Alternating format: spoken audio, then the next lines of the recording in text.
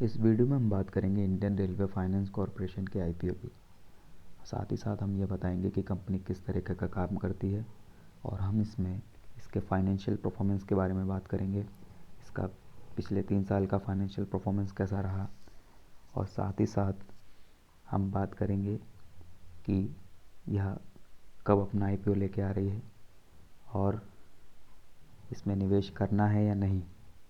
और अभी तक आपने हमारा चैनल सब्सक्राइब नहीं किया तो प्लीज़ चैनल सब्सक्राइब करें और बेल आइकन को ज़रूर दबाएं। About the company, Indian railway finance corporation IRFC।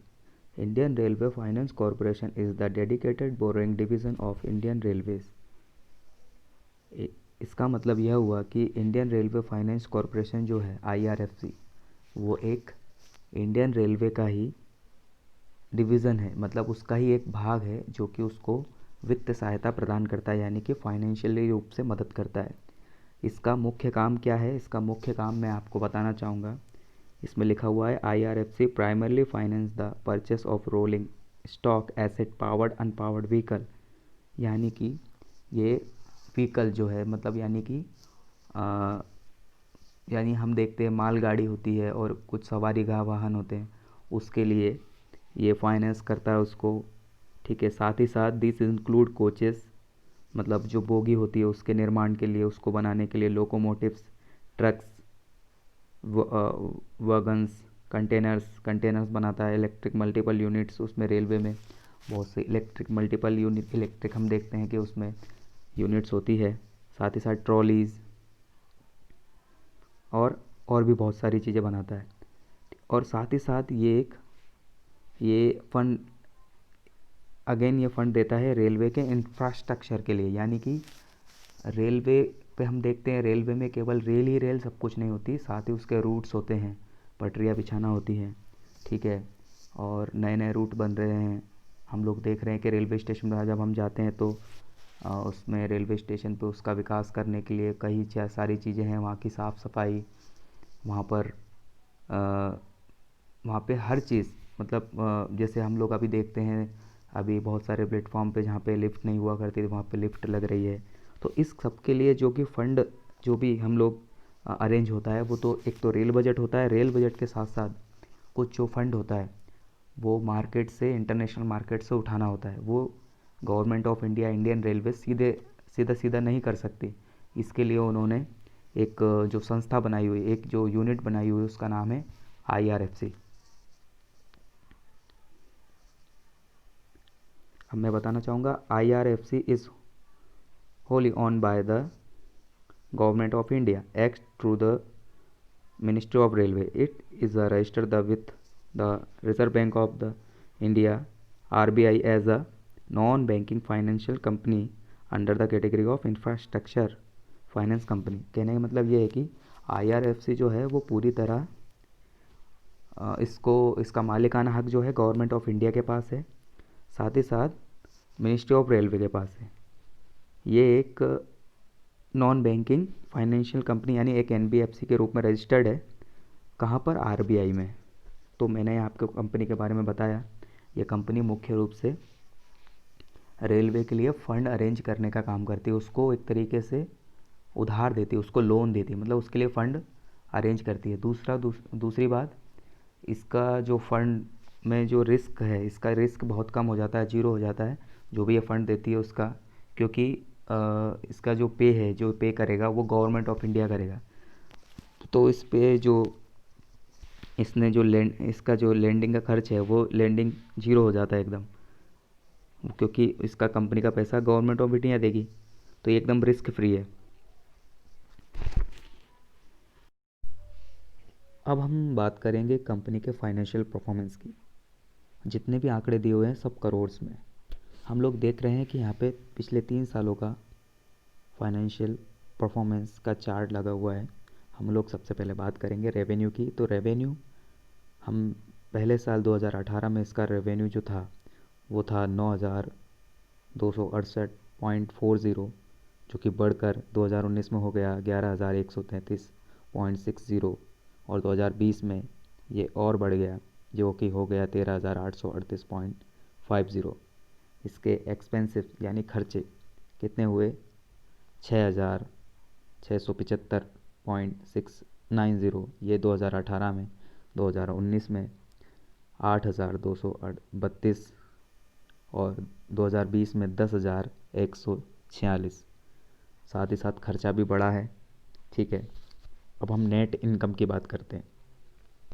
तो नेट इनकम जो है वो है 2,049.90 और वहीं जो बढ़कर 2019 में हो गई 2,254.80।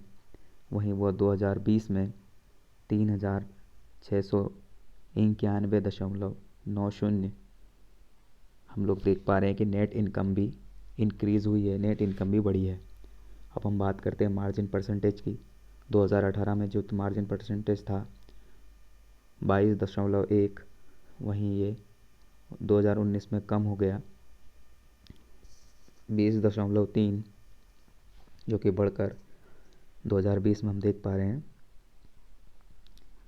26.7 हो गया है। तो फाइनेंशियल परफॉर्मेंस अगर हम कंपनी की देखें तो फाइनेंशियल परफॉर्मेंस काफ़ी अच्छी निकल कर आती है। अगर पी रेशियो की बात करें तो इसका पी रेशियो है 6.6, इंडस्ट्री का पी है 17। मतलब एनबीएफसी इंडस्ट्री से ये आता है, तो इसका एनबीएफसी का जो पी है वो 17 है। मतलब बाकी की तुलना में ये कम है। इसके मतलब ये काफ़ी सस्ता मिल रहा है। इसका रिटर्न ऑन इक्विटी है 13%, जो कि बहुत ही अच्छी बात है। अब हम बात करेंगे कि ये आईपीओ कब आ रहा है। तो हम देख पा रहे हैं इसमें जैसे डेट लिखा है, आईपीओ डेट 18 जनवरी को आ रहा है और ये 20 जनवरी तक रहेगा। ठीक है, इसमें इशू साइज है इसका, देखिए आप इशू साइज इसका देख सकते हैं कितना बड़ा इसका इशू साइज है। और इसका जो टोटल मतलब ये लोग 4,633.38 करोड़ रुपए जुटाने के लिए इन्होंने आईपीओ लॉन्च किया है। इसका फ्रेश इशू भी आप देख सकते हैं। और ऑफ़र फॉर सेल में ये जो इतने शेयर है ये लोग देंगे। और फेस वैल्यू इसका 10 रुपया है पर इक्विटी। और आईपीओ प्राइस इसका मतलब 25 से 26 रुपये पर इक्विटी शेयर, यानी एक शेयर आपको 25 से 26 रुपये के बीच में मिलेगा। और मार्केट लॉट यानी एक लॉट में आपको 575 शेयर मिलेंगे। ये आपको मिनिमम ऑर्डर है क्वांटिटी का, इतना तो शेयर आपको लेना ही, यानी एक लॉट में इतना आपको शेयर मिलेगा। इसकी लिस्टिंग बीएसई या एनएसई पे होगी। और हम इस पर अगेन बात करते हैं। टेंटेटिव टाइम टेबल हम इसका देखते हैं। तो इसमें इसकी बिड लगना स्टार्ट होगी, यानी कि ये हम इसमें कब से अप्लाई कर सकते हैं तो 18 जनवरी को। और इसकी लास्ट डेट रहेगी बिड लगाने की, वो रहेगी 20 जनवरी 2021। और अभी इसकी कोई अलॉटमेंट की डेट नहीं आई है, कब अलॉट होगा ये और रिफंड कब होगा, और ये बाकी डेट अभी आई नहीं है इसकी। अब हम बात करेंगे इसके प्रोज और कॉन्स की। तो सबसे पहला इसका प्रोज है कि ये एक फाइनेंशियली रूप से काफ़ी अच्छी मजबूत कंपनी है। दूसरा, ये एक पब्लिक सेक्टर का एनबीएफसी है, पहला एनबीएफसी है। वहीं दूसरी ओर फ्यूचर में इसके मतलब हम लोग देखेंगे कि फ्यूचर में रेलवे अगर अच्छी ग्रोथ करेगा तो ये भी अच्छा परफॉर्मेंस कर सकता है। दूसरी, वहीं मिनिस्ट्री ऑफ रेलवे के पास इसके पूरे अधिकार हैं। तीसरी चीज़, अगर ये कभी इसके एसेट्स कुछ नष्ट होते हैं या कभी कुछ फ्यूचर में इसके साथ में कुछ बुरा होता है तो उसका पूरा उसकी पूरी जवाबदारी मिनिस्ट्री ऑफ रेलवेज़ लेता है। वहीं दूसरी ओर अगर हम इसके कॉन्स की बात करें तो इसका कॉन्स हम लोग देख पा रहे हैं कि इसका कॉन्स रहेगा कि अगर ये इसका पूरा मालिकाना हक मिनिस्ट्री ऑफ रेलवे का, अगर मिनिस्ट्री ऑफ रेलवे अपनी पॉलिसीज़ में किसी भी प्रकार का बदलाव करती हैं या गवर्नमेंट ऑफ इंडिया किसी भी टाइप का अगर बदलाव करती है तो उसका सीधा सीधा असर इस शेयर के प्राइस पे पड़ेगा या इस शेयर पे पड़ेगा। वहीं दूसरी ओर हम कोविड के टाइम पे देखते थे कि रेलवे का जो विभाग है वो कहीं ना कहीं इससे प्रभावित हुआ था। और हम इसका और फ़ायदे की बात करें तो इसका एक अगेन फ़ायदा है कि इसका पी रेशियो इसके इंडस्ट्री के पी से काफ़ी कम है। रिटर्न ऑन इक्विटी भी काफ़ी अच्छा है। हमारे सामने प्रश्न ये आता है कि क्या हमें निवेश करना चाहिए या नहीं। तो देखिए, मैं यही कहूँगा कि कंपनी अपने फाइनेंशियल पैरामीटर पर काफ़ी अच्छी है, बहुत ही मजबूत कंपनी है। आप चाहें तो इसमें निवेश कर सकते हैं, और या फिर अपने किसी फाइनेंशियल एडवाइज़र की सलाह ले सकते हैं, खुद भी रिसर्च कर सकते हैं। निवेश करने से पहले आप सोचिएगा, क्योंकि पैसा आपका है।